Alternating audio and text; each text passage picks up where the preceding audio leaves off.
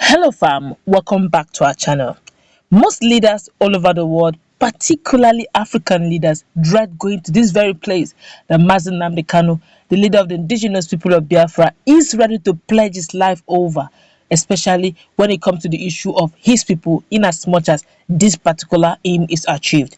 But before we go to the newspaper to find out where it is Nnamdi Kanu is willing to go for his people, regardless of what happens, but to achieve one particular aim, we'd like you to subscribe to our channel by clicking on the red subscribe button. Beside it, you will see a bell notification icon. Please go ahead, click on it to get notified as soon as we update our channel on YouTube. Well, the leader of the indigenous people of Biafra, IPOB, Nnamdi Kanu, has declared his readiness to stand trial at the International Criminal Court (ICC) in Hague if defending Biafrans against unprovoked genocidal attacks by killer herdsmen and terrorists would warrant his appearance at ICC.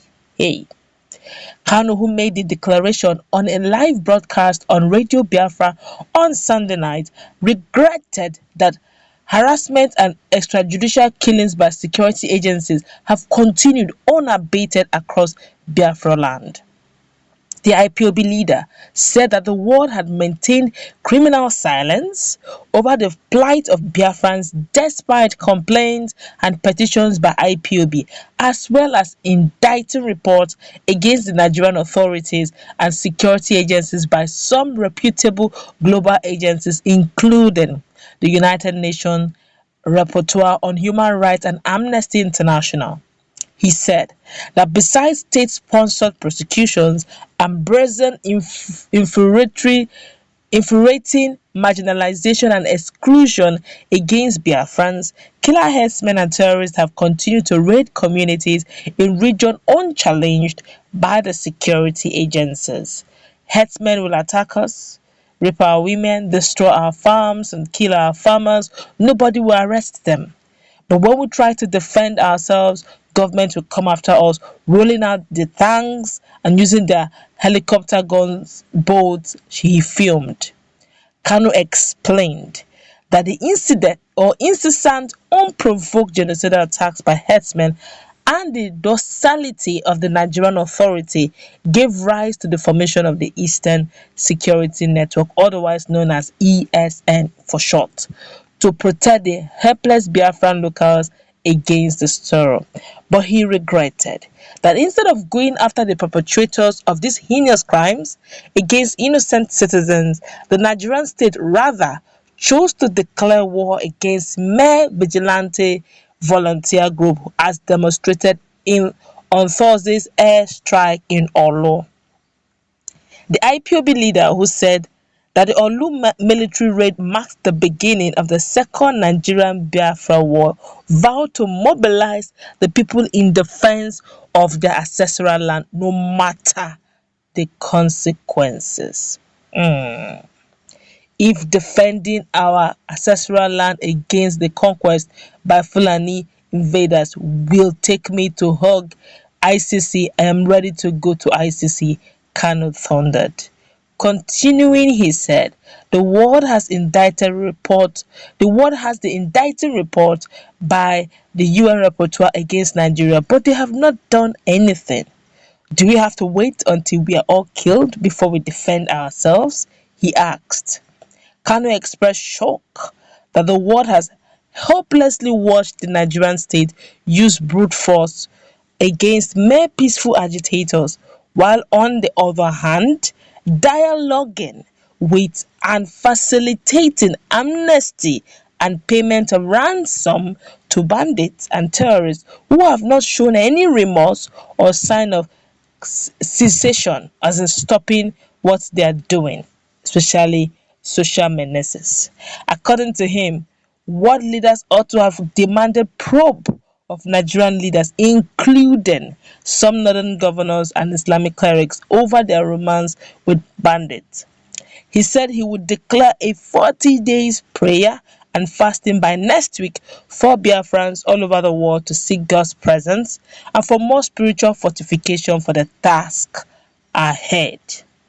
Kanu, who reinstated Biafran's Jewish roots, said Israel can never be crushed by their enemy because of Abraham's covenant with God, which he claimed follows Biafra.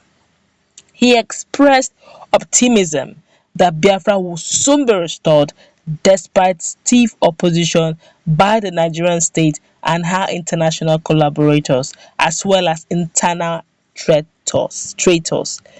Indeed, Mazen Nnamdi Kanu has blown hot. This is one place, ICC is one place no African leader, no corrupt leader would want to go. Quite a lot of politics going on. Even some persons that have been mentioned to, they've reported their names down to ICC. They had to look for a way of, and they give them some sort of immunities, so that they don't get to appear there. But Mazen Nnamdi Kanu, the leader of the indigenous people of Biafra, is saying if that would take him there, if what he intends to do will take him there, then he doesn't have a problem in as much as he's able to defend their land. He now said, also added some other highlights of the news, is the fact that that since the spiritual, controls the physical, he had decided to sort the spiritual phase first, so that by the time they embark on the physical phase, it will be done and dusted. So he has mandated all Biafrans, all those lovers of Biafran, those who believe in the Biafran race and Biafran actualization and struggle, he has mandated them to go on a 40 days fast.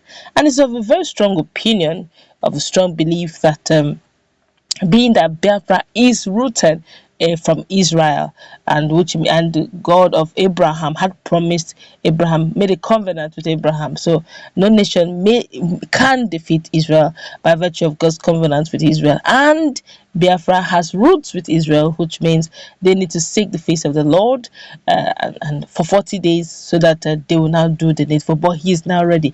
Now the question now is, if this one that Mazen Nnamdi Kanu was not ready, he's calling it preamble, and he's like this. Imagine when he said he's ready. I remember very vividly where one of his social media page, FFK Femi Fani Kayode, has told the federal government not to take the words of Mazen Nnamdi Kanu lightly. He said that young man, I know him too well. When he says a word, he means it.